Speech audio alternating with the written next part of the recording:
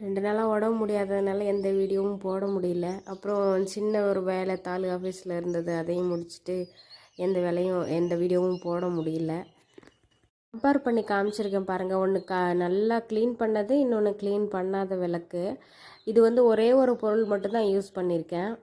குழந்தைங்களுக்கு நம்ம சொல்லிக் கொடுக்கணுன்னு அவசியம் இல்லை, நம்ம செய்து காட்டும் போதே அவங்க கற்றுக்குறாங்க. நான் கையை எடுத்து விடுவேன், அதை பார்த்துட்டே இருந்துட்டு அவங்க பாப்பா கை வைக்கும்போது வாயில் எடுத்து விடுறான்.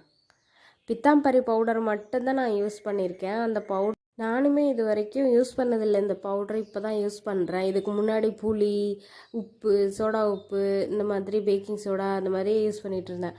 இப்போ தான் சரி பித்தாம்பரி பவுடர் வாங்கி யூஸ் பண்ணலான்னு சொல்லிட்டு ட்ரை பண்ணேன். ஃபஸ்ட்டு ட்ரையே நல்லா இருக்குது. இந்த மாதிரி க்ளீன் பண்ணி வச்சா தான் நமக்கு மனசுக்கும் ஒரு நிம்மதியாக இருக்குது சாமி கும்பிடும்போது பார்க்குறப்போ. பிடிச்சிருந்தால் லைக் பண்ணுங்கள், கமெண்ட் பண்ணுங்கள், ஷேர் பண்ணுங்கள்.